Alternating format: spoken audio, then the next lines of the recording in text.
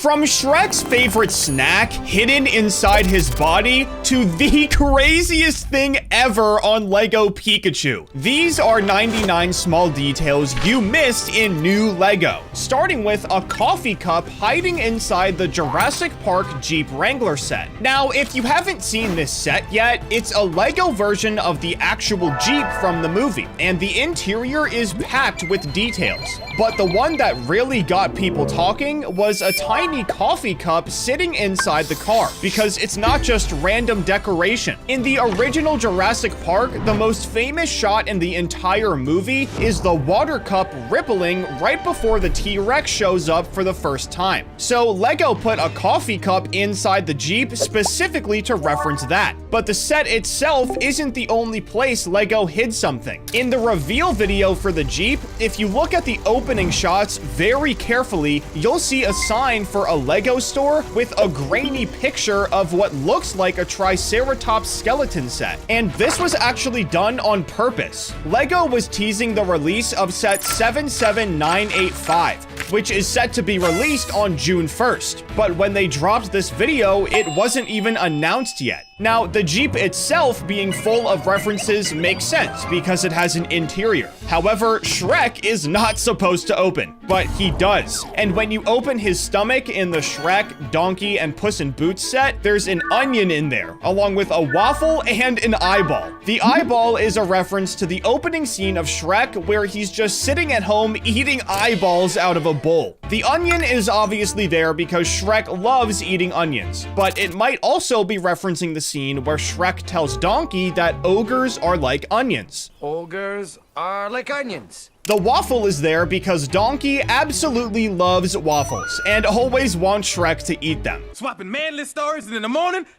I'm making waffles. The waffle and onion are pretty obvious if you know the movies, but most people don't even remember the eyeball scene, which makes the detail even more impressive. But you don't have to open anything to find the next secret in this set. On the base of the swamp build, there's a small frog sitting in the corner that most people probably just ignore. But that frog is almost certainly King Harold from Shrek 2, the fairy godmother's son, who was originally a frog prince and got turned into a human king. He eventually turns back into a frog at the end of Shrek 2, so I'm pretty sure Lego put this piece there just to reference him. But this next reference is a lot deeper and definitely true. There's a blue and red flower you can put in Donkey's mouth, and in the original Shrek, there's a scene where Donkey picks a flower, and when he talks about it, it seems like he can't see colors. Blue flower, red thorns. This would be so much easier if I wasn't colorblind. We find out that Donkey is actually colorblind, so Lego put this flower in the set to reference that. And the Toy Story Slinky Dog bookend set is doing something similar, except instead of 3 references, there are like 10, so get ready. The books in the set are absolutely packed with 1x1 stud builds of different characters. There's Mr. and Mrs. Potato Head,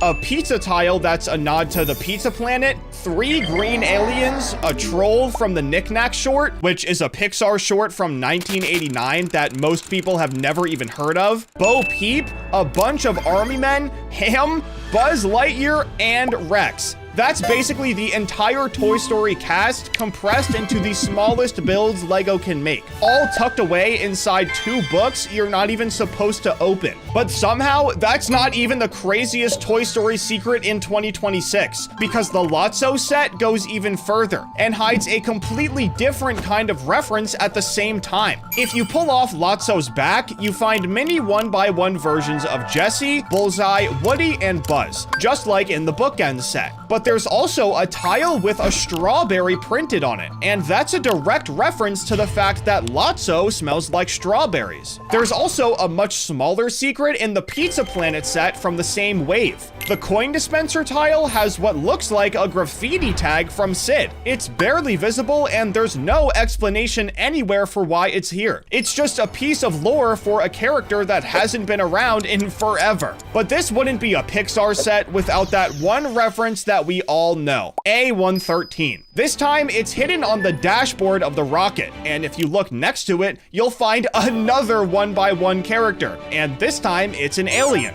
Now, all of these secrets are hidden inside or on the back of sets, but the best hidden detail in any new LEGO sports set right now is in the soccer ball set.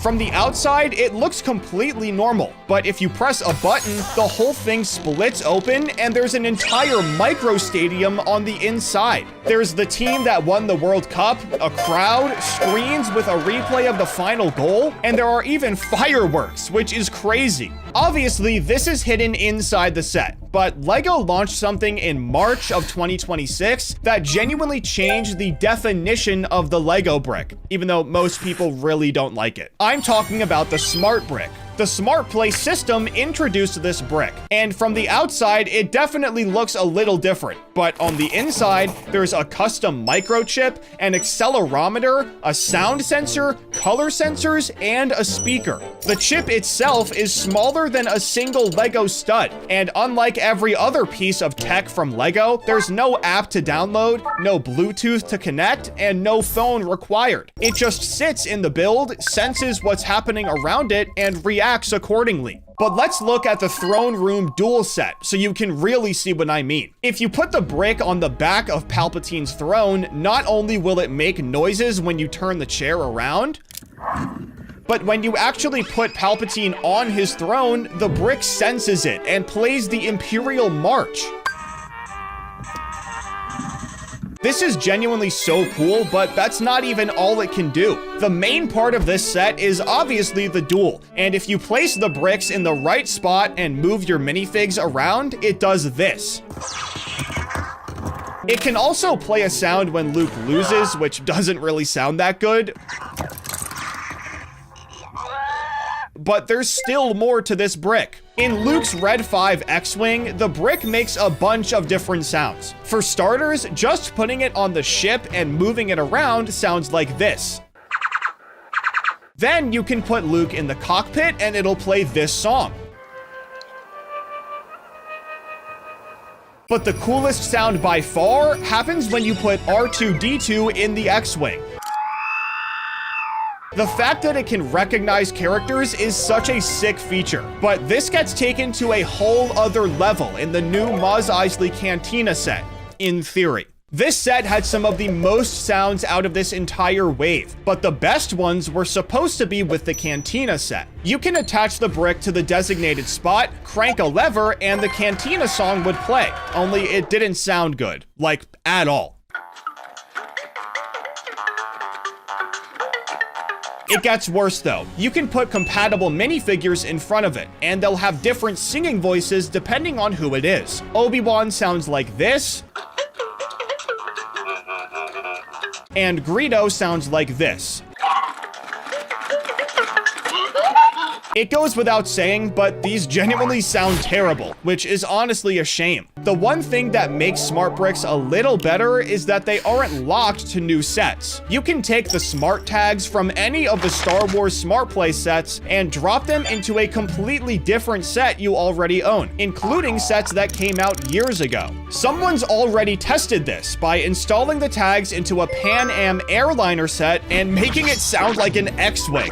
So if you've got old sets sitting somewhere on a shelf, this brick can bring them to life without you buying anything new. Unfortunately, Smart Bricks do get a lot of hate, and I can understand why, but let's just move on to the next secret. The Zelda Ocarina of Time battle set has what I think is one of the best simple play features of the year. There's a button built into the structure, and when you press it, the ruins of Hyrule Castle erupt, and Ganondorf launches up out of the debris. It's recreating the exact moment from Ocarina of Time where he explodes out of the rubble for the final confrontation with Link. The launch mechanism is hidden inside the ruins, so from the outside, it just looks like a normal part of the build, which is why I like it so much. And the Nocturne Alley set coming in June of 2026 has interactive features too, but there's one in particular I want to focus on. It has a Floo Network fireplace entrance that you can slide a minifigure through, and apparently when you do this, it activates the Hand of Glory. The Hand of Glory was that weird hand in the Chamber of Secrets that grabbed Harry in that store. But because this set doesn't come out until June 1st, we don't actually know what this feature looks like.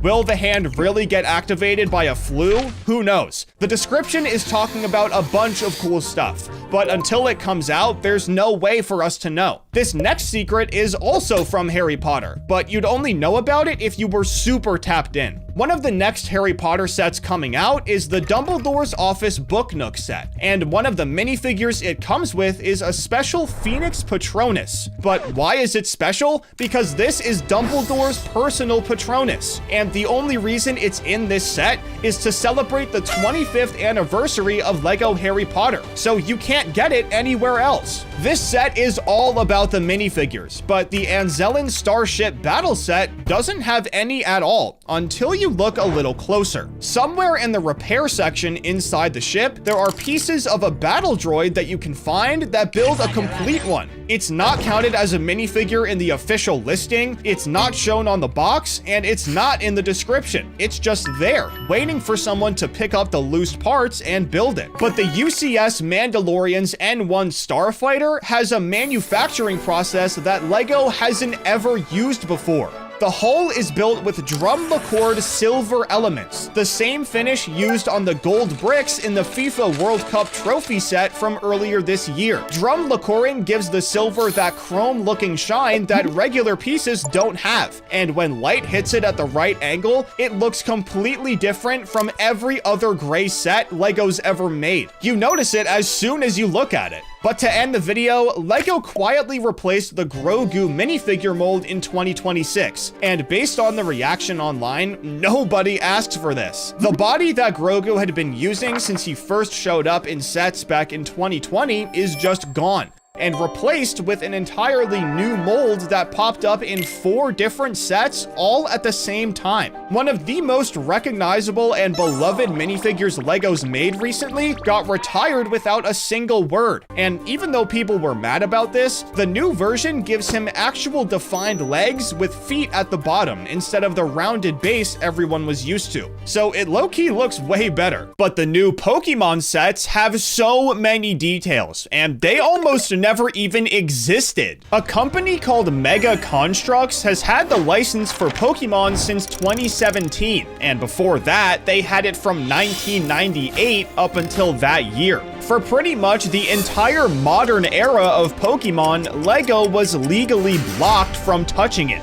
However, in 2025, Mega said on Instagram that they would no longer be supplying Pokémon products, which was the perfect opportunity for LEGO. The partnership between LEGO and the Pokémon company was announced in March of 2025, and the sets hit the shelves that next February. This is one of the most anticipated collabs ever, and if Mega decided to just keep making Pokémon products, it literally never would have happened.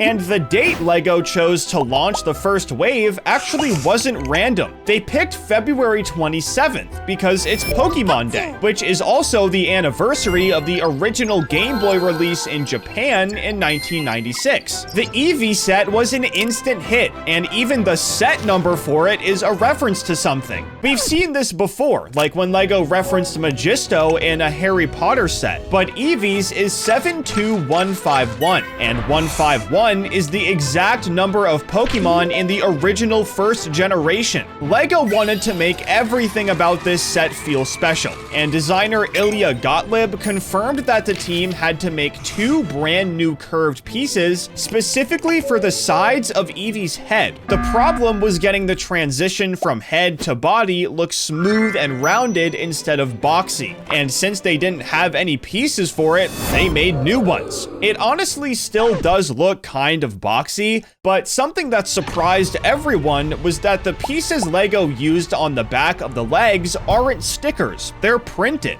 This is obviously a luxury that we barely get in licensed sets, and even Forbes talked about it in their review, because they talk about LEGO, I guess. Even better though is there's not a single sticker in the entire set. Every piece with graphics is printed, and the set's not even overpriced for how many pieces it has. So it's good even on a technical level. But the big Easter egg in this set is inside the head. Usually when you build animals in LEGO, you put a brain inside their head, but for Eevee, you place 8 colored tiles. one for each evolution. This is a very tasteful Easter egg that you can't even see when you finish the set. But since Vaporeon, Jolteon, and Flareon are the original evolutions, they got referenced again. Inside the tail, there's a batch of bricks specifically referencing these 3 goats. They're the ones that started it all for Eevee, and we'd never have all 8 without them, so it's kind of weird that they're in the tail. Again, you can't see them once the set is done, but now I want to talk about Pikachu. This is by far the most hyped set in this wave, and the references start front and center. The display base for this set has a pattern of studs on the front that reads 25, referencing Pikachu's Pokédex number. The base is already shaped like a lightning bolt to represent the electric type, and the 25 is pretty hard to see if you're not looking at it properly. But something LEGO did that was really cool was give Pikachu both types of tails. You see, Pokemon can be male or female, and certain ones have small changes depending on which one they are. The Pikachus are identical besides their tails. The males is pointy, and the females is rounded like a heart. People have grown to love one or the other, so LEGO included both of them to cater to everybody. But this set also has a brick-built Pokeball, and obviously they open and close to catch or release whatever Pokemon is inside. So LEGO added something to cover this base too.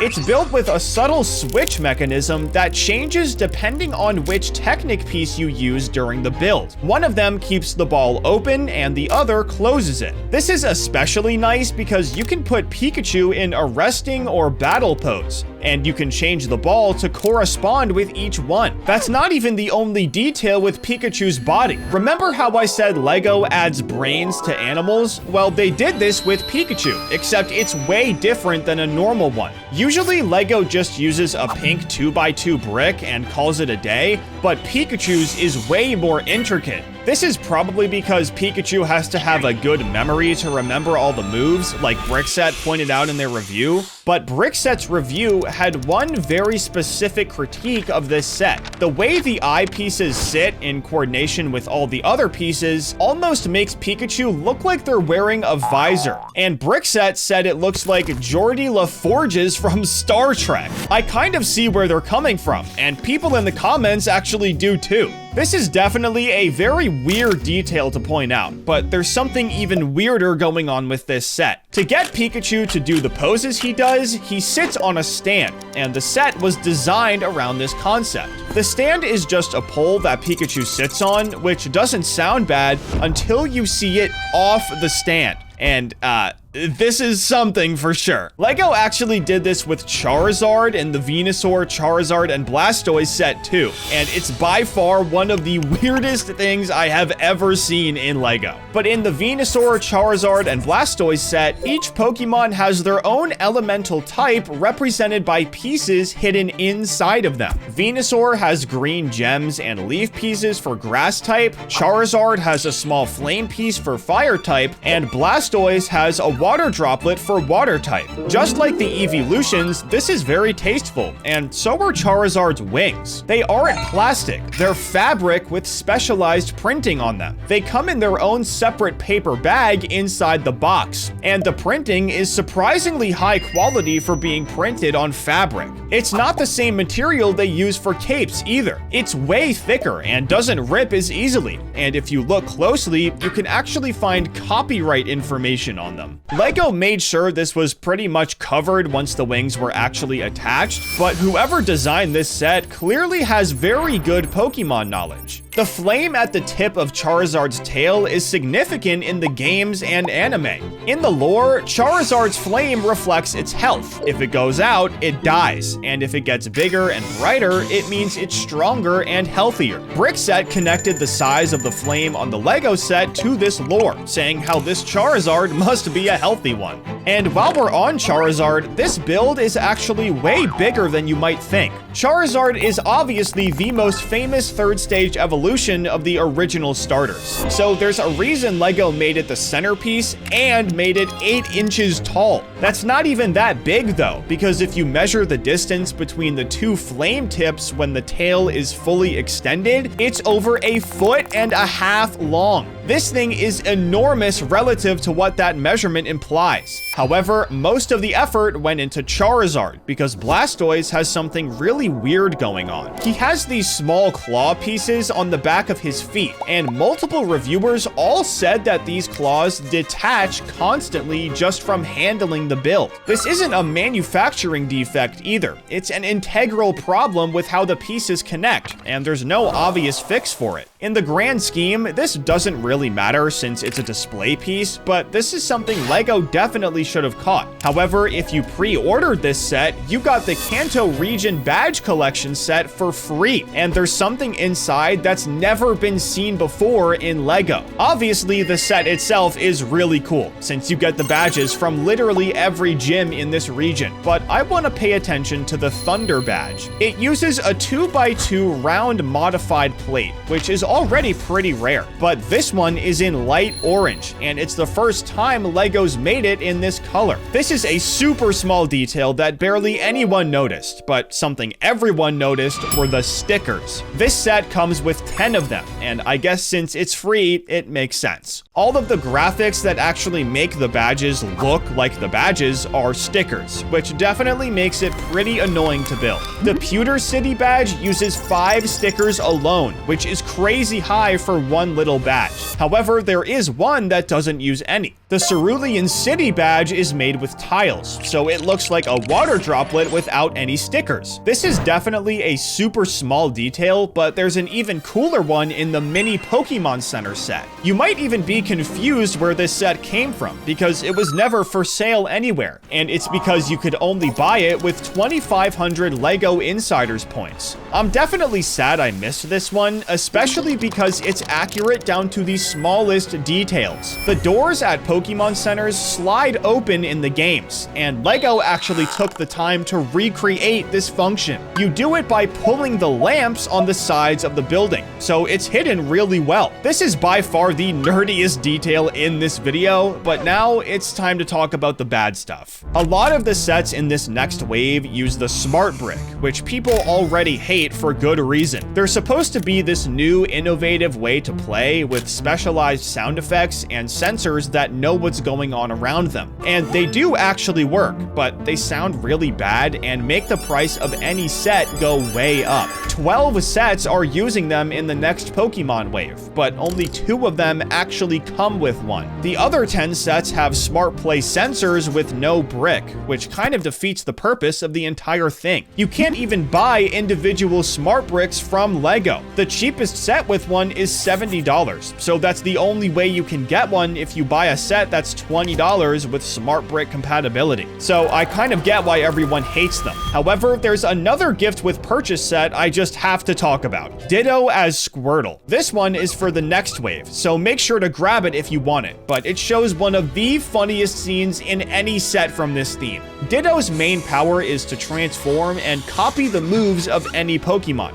and apparently it was practicing in this set. It's watching Squirtle on the TV and transforms into it, which gives us one of the goofiest looking LEGO Pokemon ever. It does have Smart Play compatibility, which is kind of corny, but there's one set in this next wave that might have a cool Smart Brick play feature. According to Mike Anderson, Jigglypuff wakes up differently than any other LEGO Pokemon so far. He was definitely being vague on purpose, but in the lore, Jigglypuff does all sorts of weird stuff surrounding sleep. It has an ability where they sing and put people to sleep, but the problem is that they always want an audience. So every time this happens, they get angry and draw on the faces of whoever fell asleep during their performance. Now, I'm not sure what this means for them falling asleep in LEGO, but maybe it has something to do with that. Charizard also got a Smart Play build, and according to the designer, it was one of the hardest things to make in the entire wave for August. Most of the sets coming out are meant to be played with instead of sitting on a shelf. So LEGO actually let kids play with them early to help learn how they could make them better. And apparently, Charizard was a real problem. The kids were fighting with the figures and Charizard just wouldn't stay together. The team apparently redesigned it like 100 times to find a good balance between not breaking too much and easy to put back together. This was all to make sure it was still fun even when it broke, and the play features in this wave are actually pretty cool. The Cubone and Gengar set is based around Cubone trying to steal treasure and Gengar not letting him. But Gengar's most defining feature is its tongue. So not only did LEGO make it absolutely giant, but they made it wiggle as a play feature. Apparently you do this with a lever somewhere on Gengar, but since the set isn't out yet, there's no way to know where it is or how it works. Regardless, it'll definitely be one of the highlights of this wave. But the biggest collab this year was with FIFA. Spain just won this year's World Cup, and LEGO dropped a set for it the same day. It's the same as the original World Cup trophy set, which has a minifigure and the World Cup logo hidden inside. But Spain's has their flag and their name as the winner of the 2026 World Cup. The original trophy also has this circle on the bottom with every World Cup winner, and Spain's version adds their name for 2026. However, people noticed that England was missing from these names. They won in 1966, so why aren't they here? Well, the FIFA World Cup trophy debuted in 1974. Before that, it was the Jules Rimet Trophy. England won in 1966 and hasn't won again, so they technically haven't held the FIFA trophy, which is why LEGO didn't include them. This isn't the only detail LEGO stole from real life either. The real World Cup trophy is hollow. It's made with 18-karat gold, so if it wasn't, it'd be super heavy.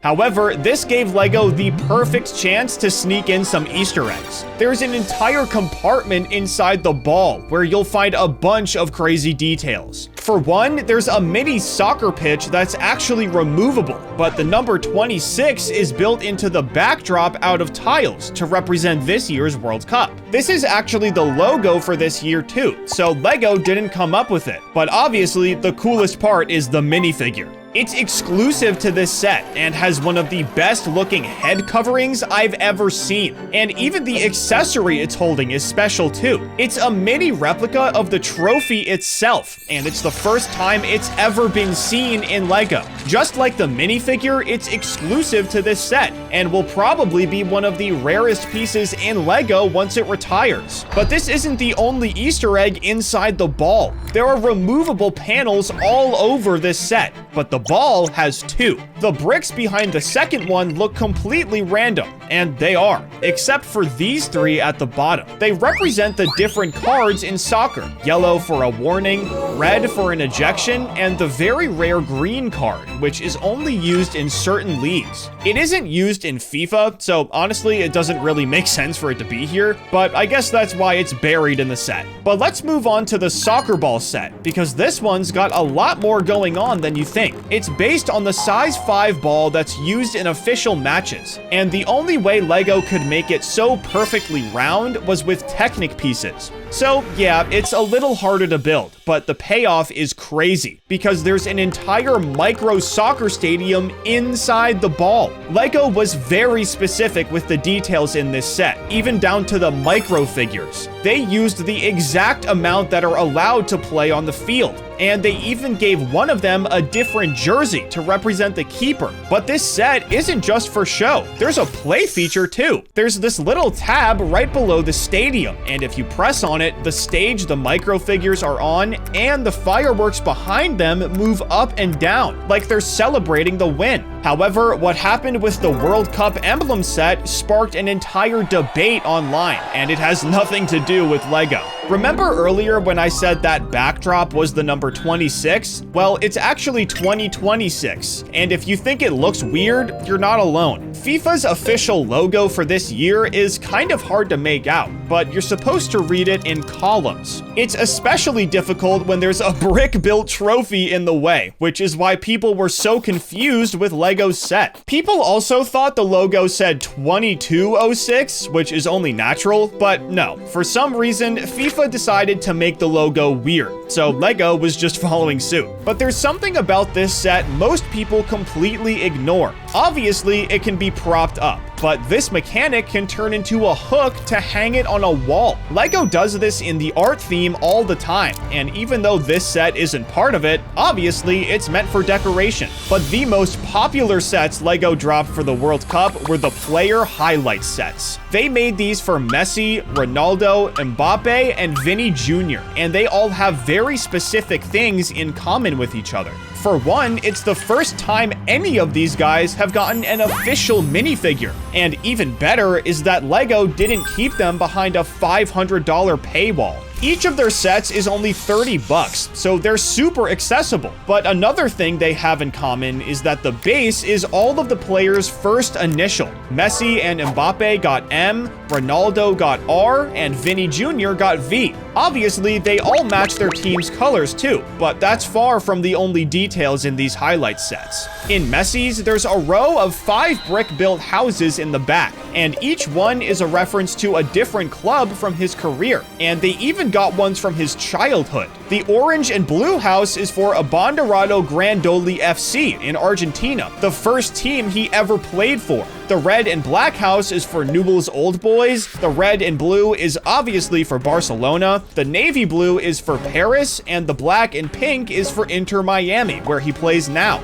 This isn't the only place LEGO referenced these teams though. The base of the set has the flag of every team too. There's also a brick-built goat in the middle, which is super sick. But what about these 8 studs? They seem random, but they actually represent the 8 Ballon d'Ors Messi's won over his career. He holds the record for this award, and this isn't even the only trophy LEGO referenced either. The 3 stars on top represent his 3 World Cups. Remember, this set is only $30, so his minifigure probably made LEGO lose a ton of money. First of all, literally every part is brand new and complicated. The arms and legs are dual molded, the legs have printing, his torso has his jersey, his faceplate is brand new, and he's the only minifigure with this hairpiece in reddish brown. But the craziest part by far is the tattoo sleeve on his right arm. They aren't accurate to the ones he has in real life, since that would be pretty much impossible, but the fact that LEGO even did this at all is pretty surprising. Arms with this much detail are so expensive to make, so it makes sense why LEGO didn't put the sleeve on his leg too. That would just be way too much money. But there's actually something else in common with these sets that I forgot to say earlier. They all come with a tile piece of the player's signature, except for Messi's. Apparently, this isn't his real one. LEGO was able to get the rights to every other player's autograph, but for some reason, they couldn't get Messi's. So they just made a fake signature and kept quiet about it, which is pretty funny. But let's move on to the Ronaldo highlight set, so I can talk about these mountains in the back. Ronaldo was born and raised in a country called Madeira, which is an island off the coast of Portugal and is known for its beautiful mountain ranges. The Central Mountain Range is actually considered a national monument and takes up over 20,000 acres on the island. Ronaldo is very in touch with his home country, so it only makes sense for LEGO to do this. But according to the designer, there are 7 Easter eggs hiding somewhere in this set, and I definitely couldn't find all of them, but I found a few. They're all hiding in the base of the set, so you can't see them once you build the whole thing. You place these 3 tiles right next to each other, which is probably referencing Real Madrid's three-peat in the UEFA Champions League. There are also these 3 different colored bricks with shiny silver studs next to them. And I'm not 100% sure what this means, but Ronaldo wore all 3 of these colors when he played for Real Madrid. And if he won championships in all of them, the studs would probably represent the trophies. But there's no room for doubt with these next 2. Not only did the designer add the Juventus, but he added a brick-built goat with horns like the one Messi got. It's not as crazy as the entire piece they made for Messi, which I'll get to later, but at least the 2 goats of soccer got some form of praise. But then there are the obvious stars for the World Cup wins and the less obvious golden cones, which there are 5 of in the entire set. They look pretty good once the whole thing is built, so they could easily be taken as a design choice. But they actually represent the 5 Ballon d'Ors Ronaldo's won in his career. This is by far the most subtle reference in this set, at least I think. But what about his minifigure? Well, it's just as detailed as Messi's, so clearly LEGO wasn't cutting any corners with these sets. One of his arms has the captain's patch printed on it, and his legs are dual molded with printing on the front and the sides, which we almost never see. LEGO even made sure to get the CR7 logo on his cleats, but the best detail by far is on his faceplate. One side is just a regular face, but the other is one of him saying his catchphrase. There isn't nearly as much emotion in it as there is in real life. So it kind of looks like the one where he said it really quietly on the boat. But honestly, it's still the best detail in this whole video. LEGO made sure it wasn't just a reference though. It's his catchphrase, so they built it out of tiles right at the front of the set. If you love Ronaldo, this is quite literally the best $30 you could ever spend. The other two highlight sets pretty much have the same kind of Easter eggs, so instead of going over those, let's look at the Ronaldo Soccer Legend set. This is a brick-built version of the man himself hitting his famous pose after he scores a goal, and he looks incredibly good in LEGO form. Obviously, one of his main things is his physique, which he's known for, and LEGO did the funniest thing to capture it in LEGO. They have this piece that they usually use on stuff like cars, since it's so rigid and bulky, but they used it for Ronaldo's abs in this set, which is absolutely hilarious. But they took a different kind of shortcut in the Messi Legend set. Just like Ronaldo, Messi looks incredible in LEGO, but if you notice, he's wearing high socks, and Ronaldo isn't, and it isn't for no reason. Remember how Messi has tattoos all over his legs? Well, LEGO didn't want to have to make them like they did for the arm on his minifigure, so instead, they just gave him really high socks to cover them up. And honestly, I can respect it. It would cost a lot of money to remake these in LEGO. Messi also got the Messi Celebration set, and it's the most expensive one in this entire wave. It's for good reason though. Obviously, it looks really sick, but the details here are unlike anything else LEGO made for the World Cup. The craziest thing about it though is that it was designed by a brand new LEGO designer named Zio Chow. He started out as a fan designer on Instagram, and the first official set he designed was the Chrysanthemum in 2024. Since then, he's been slowly working his way up in piece count and complexity, with his most recent banger being the Nike Dunk set. But Messi Celebration is way better from a design standpoint. Making a human being out of bricks is already pretty difficult. I mean, we've seen it fail a bunch of times, and Zio had a way harder job than usual too. It's come up a lot already, but Messi's tattoos are a staple of his look. So if Zio was gonna make this set look good, he had to improvise, and he did. The tattoos are made up of hot dogs, whips, paint rollers, and some other completely random objects, but they actually work really well. And the crazy thing is, Zio somehow still had the brain power to add Easter eggs to this set. There's a little compartment you can pull out, and it's basically a shrine to Messi. This is the set with the goat piece that has his number on it, which is one of the coolest things ever. But there are also 8 golden balls for his 8 Ballon d'Ors, 3 stars for his 3 World Cups, and a bunch of other stuff, because he's just won that many trophies. The goat is also sitting on navy blue and dark red tiles, because his years with Barcelona are what truly made him the goat. But to finish the video, I actually want to talk about the US national team jersey set, because there's low-key a lot more going on here than people realize. For one, the set comes with both a male and female minifigure to represent the men's and women's team. They also have their home and away jerseys, but what's cool about this is the number on them. LEGO shows it as being 26 in the promo pics for obvious reasons, but it comes with a sticker sheet with numbers 0 through 99, so you can put whatever number you want on both jerseys. Just like the World Cup logo set, this one is also supposed to be displayed, so it comes with the same stand that can turn into a hook for the wall. But these newer sets aren't even the first of their kind. LEGO's been making World Cup sets for decades, but most people don't actually know how it started. They think it started in 2000 with the sports theme, but LEGO released a full wave of sets for France '98. However, it was through Shell gas stations and Merlin in the UK. They made all sorts of sets, but the only real selling point was the World Cup.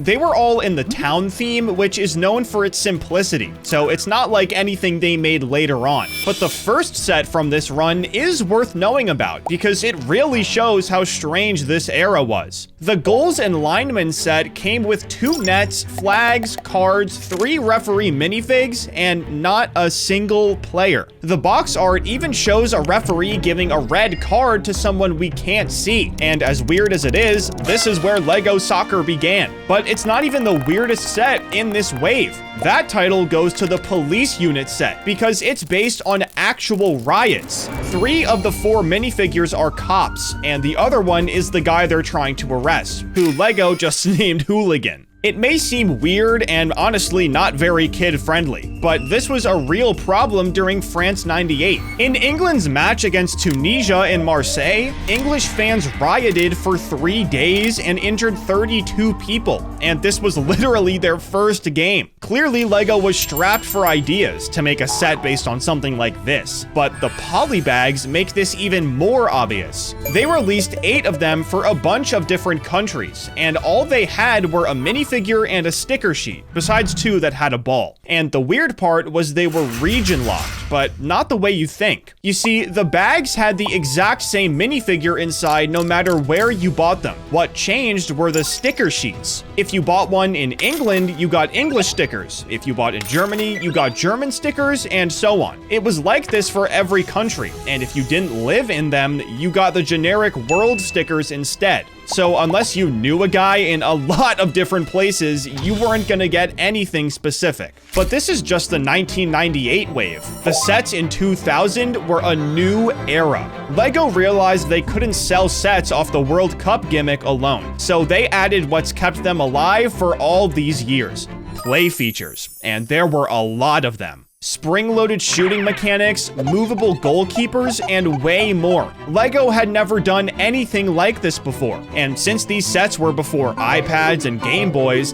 LEGO made them portable, which made them even more enticing. They didn't pull this idea from thin air though. A company called Subbuteo had just made table soccer games and was doing really well with them, so LEGO translated it into bricks, and at the time, it was really popular. But the most popular set from this era was the shoot and score set with Zinedine Zidane. He was the star of the show in the '98 finals, scoring 2 goals he made with his head. He was the undisputed star player of the team, so the fact that LEGO was even able to make a set of him is pretty crazy. Naturally, Zidane's minifigure looks pretty old now. The new ones have skin colors, cooler faceplates, and captain's patches. But LEGO never made sets of real people back then, and Zidane won the Ballon d'Or that year, so this was pretty nuts. But if you look up LEGO Shoot and Score, 2 sets will actually come up, because LEGO made a different one with an unnamed player. Can you guess which one is more valuable now? Naturally, it's Zidane's, but they were the same price when they came out, so I guess this is before LEGO realized they could tax us for licensed sets. But like we saw with the Hooligan set, this was also before LEGO was extremely family-friendly, because there's an X-ray of a broken knee in the Super Sports coverage set. At first, it looks completely innocent. There's a camera guy, a sign for the shop, but then there's also a sign for X-rays, and obviously someone got injured. But even crazier is LEGO promoted the set around injuries. The box art shows someone being carried on a stretcher. Injuries are obviously a big part of this game, but there's no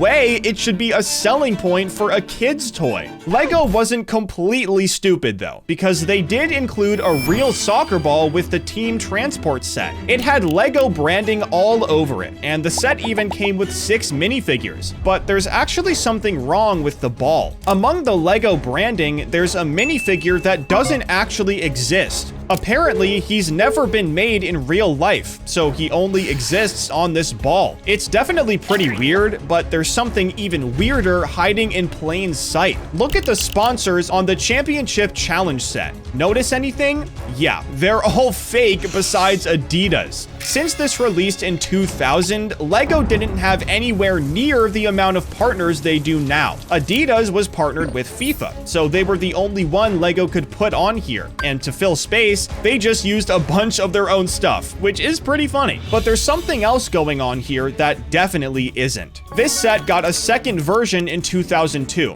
and that version got 4 different variants, some of which were region locked. The minifigures from the original challenge set and the second version are all on unnamed teams with random jerseys. But these other variants had the national teams of different countries that you could only buy in their country. The most popular one is the French version, since they won the World Cup in '98 and the Champions League in 2000. It's easy to find online, but this next variant is not. LEGO also made a version for Bayern, but it's so underdocumented that every picture shows the minifigs from the Challenge 2 set. Just like the polybags, these Challenge set variants were all identical besides the stickers. There were French stickers in the French set and German ones in the Bayern set. We just don't know what they look like. The last variant is a lot easier to find because it doesn't share the same set number, and it's actually of the American national team. But then there's the Japanese soccer team set, which takes the under-documentation thing to a whole new level. It actually came out a year before the ones I just talked about, but there are genuinely only a few pictures of it online, and it doesn't even come up on Brick Economy. This doesn't make any sense because Japan co-hosted the World Cup a year later, so you'd think a set of their national team would be really popular. Obviously, the main focus of this wave was France '98 and the GOAT Zidane. But there was another part that doesn't get covered as much: the women's team. LEGO made one set to represent them, so it had a lot of minifigures and a pretty big sticker sheet with 4 different countries on it. This is the only LEGO set from back then that even acknowledges the women's team, but it also had the most female minifigures in any LEGO set. Women weren't represented that well in LEGO back in the day, so 6 in one set was genuinely a lot. Since then, they've made sets with as many as 10, so this was kind of an experiment back then, but not like the Coca-Cola theme. This was something totally different. It was a special theme made for the 2002 World Cup, and it was never meant to go further than that. LEGO made 30 little polybags of different things you might see at a World Cup match. I mean, one of them is a 19-piece hot dog cart, so it was genuinely completely random. This isn't even the full story though. All 30 of these polybags were exclusive to Japan, and you couldn't buy them at a LEGO store. They came with bottles of Coke in vending machines, and you never knew which one you were gonna get. That's right,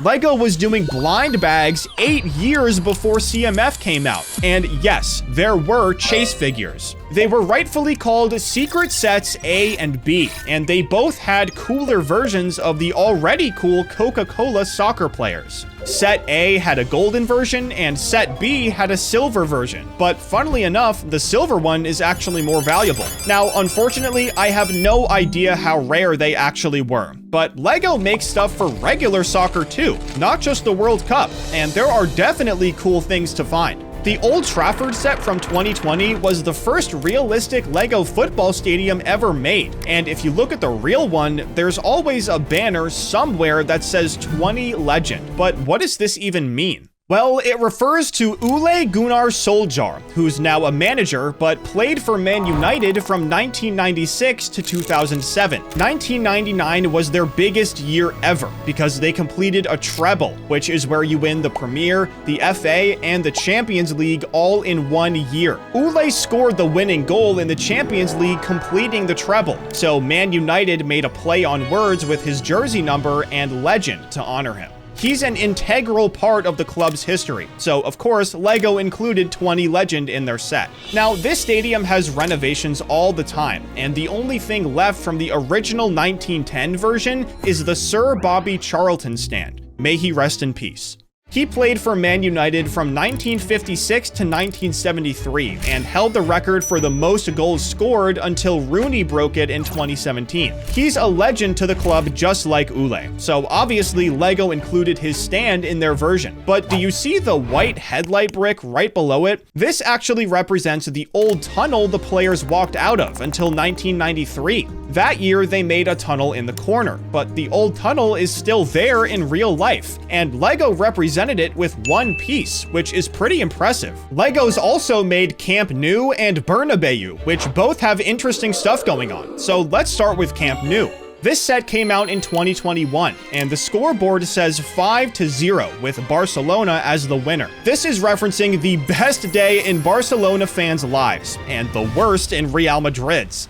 This is one of the biggest rivalries in soccer, and in 2010, Barcelona beat Real Madrid on their own turf, 5-0. It's one of the most discussed matches in history, so honestly, it'd be weird if LEGO didn't put it on the scoreboard. The Bernabeu scoreboard has Real Madrid winning 3-0, which might be referencing the famous Wolfsburg comeback, when Ronaldo scored twice in 86 seconds, then got a hat trick with a free kick. It's by far their most famous 3-0 win. But if you're a Real Madrid fan, you probably noticed that LEGO's version is old. You see, when LEGO released this set, the Bernabeu was in the middle of a 1.76 billion euro renovation, and they didn't finish until 2023. LEGO's version came out in 2022, and the renovations were way too big for LEGO to start over. First of all, the entire outside looks completely different, but they also added a retractable roof, a retractable pitch, a screen that wraps around the entire stadium, and way more. Making all this in LEGO is definitely possible, but it's expensive, and they would have had to push back the set's release if they wanted to include this stuff. It already had 5,876 pieces, making it the 8th biggest LEGO set ever made at the time. So adding all this new tech and the bigger roof would have taken that number way higher. But what was your favorite detail in this video? Be sure to let me know down in the comments, and don't forget to subscribe.